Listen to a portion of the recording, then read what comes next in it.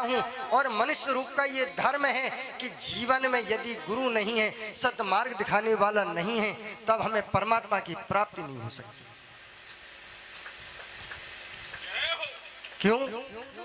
क्योंकि जो गुरु होता है ना, भले ही परमात्मा आपके सामने आ जाए, आप परमात्मा को पहचान नहीं सकते। एक कथा है, नामदेव जी थे, महाराष्ट्र के बड़े संत हुए, बढ़िया, जो विठल नाथ से प्रेम करते थे, उनके साथ में वार्ता करते थे। जब उनसे वार्ता होती, उनके संग खेलते कूदते। एक बार की बात थी, कहीं सम्मेलन हो रहा था, गोष्ठी हो रही थी सत्संग के लिए, तो वहां सारे संत इकट्ठे हुए, नामदेव जी भी गए। और जब ये नामदेव जी गए तो वहां पर एक कुम्हार के यहाँ सत्संग था, तो वो जो कुम्हार था, वो एक वो होती है ना, वो ठोकने वाली जो घड़े बनाते हैं, ऊपर से ठोकते हैं, पैंती थापी, वो जो थापी होती है, वो कुम्हार की थापी थी, और वो कुम्हार उस थापी से मटके को बना रहा था। वहाँ एक करीब 8 वर्ष की बच्ची थी, मुक्ताबाई जिसका नाम, और वो जो मुक्ताबाई थी, उसने देखा, उसने पूछा, बाबा आप ये क्या कर रहे हो? बोली, बेटी मैं ये मटके को बना रहा हूँ, तो देख रहा हूँ कहीं ये कच्चा न रह जाए, इसलिए थापी लगा रहा हूँ। अब वहाँ जितने संत बैठे थे, उस छोटी सी बालिका ने क्या किया, वो थापी ली और सारे संतों के सर पे जा करके मारने लगी, देखने लगी। अब जब धीरे धीरे करके संतों को ऐसा कर रही थी, तो संतों को हंसी आ गई, देखो छोटी सी बालिका क्या करती है। आगे बढ़ी, नामदेव जी के पास में पहुंची, और नामदेव जी के सर पे जैसे ही वह थापी मारी, नामदेव जी को गुस्सा आ गया। हम जी बोले, ए बच्ची क्या करती है? अरे तुझे पता नहीं, इतनी भरी सभा में ऐसा करती है, अच्छी बात है क्या? बस मुक्ताबाई बोल पड़ी, बोले यहाँ और तो सभी पक्के हैं, पर बस तुम ही कच्चे हो। प्यार से बोलो, राधे राधे। जब ऐसी बात कही तो नामदेव जी को बड़ा बुरा लगा, बोले सारे पक्के, मैं ही कच्चा।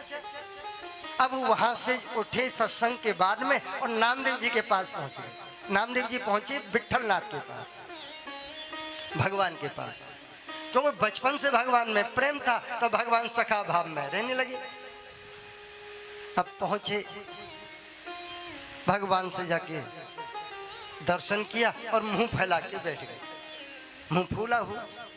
क्योंकि व्यक्ति का ये जो चेहरा है ना, मन के भाव 8 प्रकार से जाने जाते हैं। आकारे रंग चैरगत्या चेष्टा भाषणेन च नेत्र वक्त विकारस्य गृह्यन्ते तरंगतः मनः। बोले 8 प्रकार से मन में क्या चल रहा है, जीव की पहचान हो जाती है आकार के द्वारा, उसकी चेष्टा के द्वारा, करने की क्रिया से, उसके बोलने के भाव से, उसकी आंखों के से भी आप पता कर सकते उसके मन में क्या चल रहा है, उसके शरीर से भी पता पड़ जाता है। तो जब वो गुस्से में बैठे थे, विठल भगवान ने कहा, भैया तुम क्या बात है, क्यों बैठे हो ऐसे? अरे काऊ ने तुम्हारी भैंस खोल ली, काऊ ने कछु कह दियो। अरे भैया कछु हम ते बता तो सही, नामदेव है, कहे क्यों गुस्सा है रो भाई? अरे बोलो रहने दो भगवान, बात नहीं करनी तुमसे मुझे। बोले क्यों? अरे तुम भगवान, और मैं तुम्हारे संग खेल रहा हूँ, तुम्हारे संग रहता हूँ, इतना सत्संग करता हूँ, लेकिन आज एक छोटी सी बच्ची मेरे को थापी मार के बोलती ये कच्चा है। अरे मैंने तुम मुझे मिल गया, मैं कच्चा कहाँ से रहा? भगवान ने कहा, देख भले आदमी तू निगुरा है, बोले तूने गुरु नहीं बनाया इसीलिए तू कच्चा है। हाँ, बोले गुरु नहीं बनाया? अरे गुरुजी, महाराज गुरु की क्या आवश्यकता है? अरे आप मिल गए तो फिर गुरु की क्या आवश्यकता है? गुरु तो इसीलिए बनाया जाता है कि परमात्मा मिल जाए, गुरु का कोई काम नहीं, क्योंकि मीडिएटर होता है गुरु। तो गुरु करता है एक नौका का काम, इस काम स्थान से उस स्थान उतारने का। और जब आप मिल गए तो फिर गुरु की क्या आवश्यकता? लेकिन भगवान की बात भीजे में नहीं आई। अब एक दिन की बात, नामदेव जी कहीं जा रहे थे और जब कहीं जा रहे थे तो उनको एक स्वपच दिखाई दिया। स्वपच, देखो कुछ व्यक्ति तो ऐसे होते हैं कि वो जीव जंतुओं को खा जाते हैं, और स्वपच जो होता है वो तुम्हारे इंसान को भी खा जाता है। इतना बड़ा भयंकर होता है स्वपच, उससे कोई नहीं बचता। अब वो स्वपच उधर से आ रहा था तो उसने 2-4 जानवर भी ले रखे थे।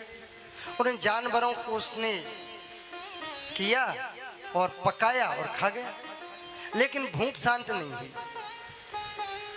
उधर से नामदेव जी निकलने लगे। जब निकलने लगे स्वपच ने उनको देखा, बोले वाह आ गई मेरी शिकार, आज तेरा ही भोजन करता हूँ। और उसने हाथ में जो खड़ग ले रखी थी नामदेव जी को मारने के लिए खड़ग लेके भागा। नामदेव जी की ओर भागा, नामदेव जी डर गए, बोले वो हो आज तो हमारा काल आ गया।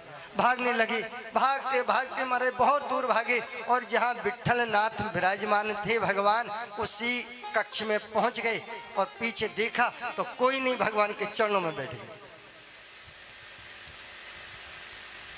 बोले भगवान ने कहा क्या हुआ, कैसे भाग रहे हो भैया, कैसे तुम्हारी सांसें इतनी तेज चल रही?